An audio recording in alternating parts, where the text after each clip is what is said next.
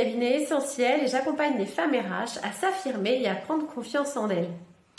Alors, la vidéo de la semaine va porter sur le retour des vacances. Et oui, c'est bientôt la rentrée. Je vous avais fait des petites vidéos sur le départ en congé. Là, je vous fais une vidéo pour vous aider à gérer votre retour au travail.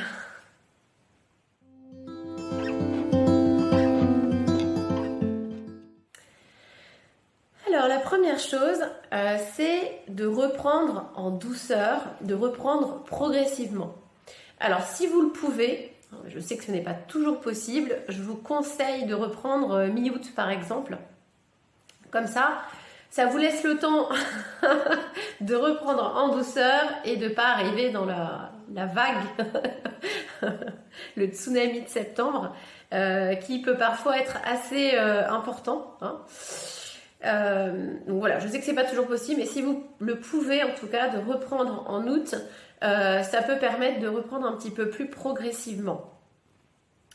Alors, dans tous les cas, si ce n'est pas possible, que vous reprenez en septembre, bloquez dans la mesure du possible votre agenda sur la première semaine pour avoir le temps de gérer tous vos dossiers, de hiérarchiser, on va en parler après, de prendre connaissance de vos mails, voilà, histoire de reprendre tranquille.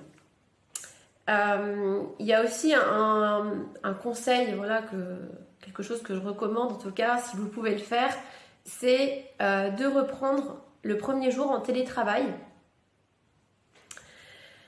Après, chacun fait comme il l'entend, il faut s'écouter, mais je sais que moi je trouve ça plutôt intéressant parce que justement pendant ce premier jour là où vous êtes en télétravail, vous allez, alors si vos enfants ne sont pas à la maison, mais vous allez pouvoir justement voilà, traiter vos mails, voilà, faire un tri des mails, tout ça, avant de reprendre, entre guillemets, de revenir physiquement.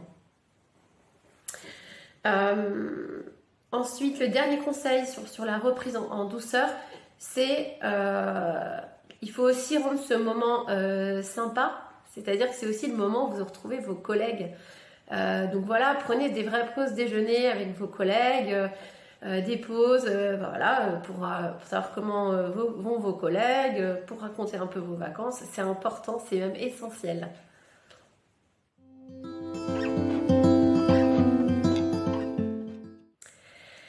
Alors, la deuxième chose, c'est de désencombrer son mental pour essayer de reprendre sans trop de stress.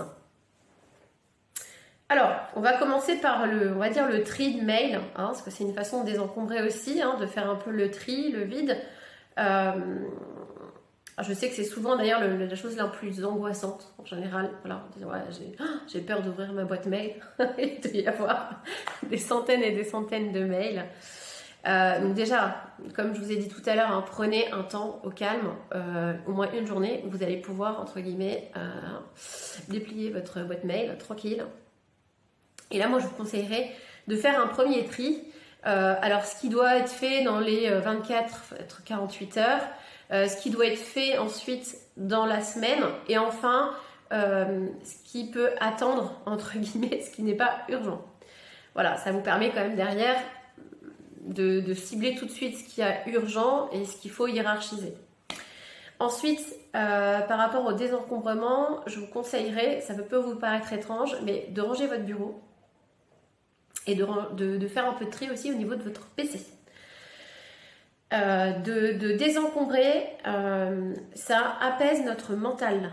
Donc vraiment faites-le, vous allez voir, ça fait du bien. Donc voilà, c'est quelque chose que vous pouvez faire justement pendant cette première semaine, que vous bloquez. Voilà, pas de réunion et tout ça. Dans la mesure du possible, bien sûr. Et puis, la dernière chose, faites un rétro-planning. Voilà, une fois que vous avez pris connaissance de tous vos dossiers, les choses qui sont en cours, les choses qui sont urgentes, les choses qui peuvent attendre, faites-vous un petit rétro-planning et planifiez quoi. Et rien que de le faire, tout ça, même s'il y a beaucoup de choses, en général, ça apaise un petit peu les choses. Voilà, on sait ce qu'on a à faire, on sait quand, etc. On peut s'organiser et du coup, ça réduit un petit peu le stress.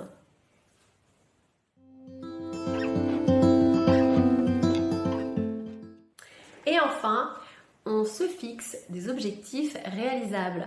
Alors pourquoi je vous dis ça? Parce que souvent, à la rentrée, on est plein de résolutions, parce qu'on a eu le temps de réfléchir à plein de choses pendant les vacances. Alors c'est très bien, mais vraiment engagez-vous sur des petites choses que vous êtes sûr, entre guillemets, d'atteindre, que vous pouvez vraiment atteindre. Et il ne s'agit pas de volonté ou autre. Donc soyez indulgente avec vous-même. Ne vous commencez pas à vous fixer des choses complètement folles. Et surtout, et ça sera mon dernier conseil, gardez du temps pour vous. Je sais, peut-être que vous allez me dire, j'ai un emploi du temps de fou, j'ai énormément de choses, j'ai une charge de travail qui est très très importante. Et c'est d'autant plus important justement de conserver des temps pour soi. Et des temps pour soi, c'est pas forcément, une durée énorme. Si déjà vous vous consacrez 15 minutes par jour juste à vous-même, je pense que c'est faisable, 15 minutes, mais faites-le. Voilà, un petit temps, vous allez vous occuper de vous. Alors après, de ce que vous voulez, ça peut être méditer, faire du yoga, lire un bon livre pendant 15 minutes, je sais pas moi, jardiner dans votre jardin. Jardiner dans votre jardin, oui, c'est un peu évident. Enfin voilà, vous avez compris, quelque chose qui vous fait du bien. Voilà, et d'essayer de garder ces petits moments chaque semaine pour vous. Voilà, j'ai terminé pour la vidéo de la semaine. N'oubliez pas que je publie des vidéos chaque semaine donc sur YouTube. D'ailleurs, si vous pouvez liker la vidéo, ça serait super. Et n'hésitez pas à vous abonner. Voilà, salut!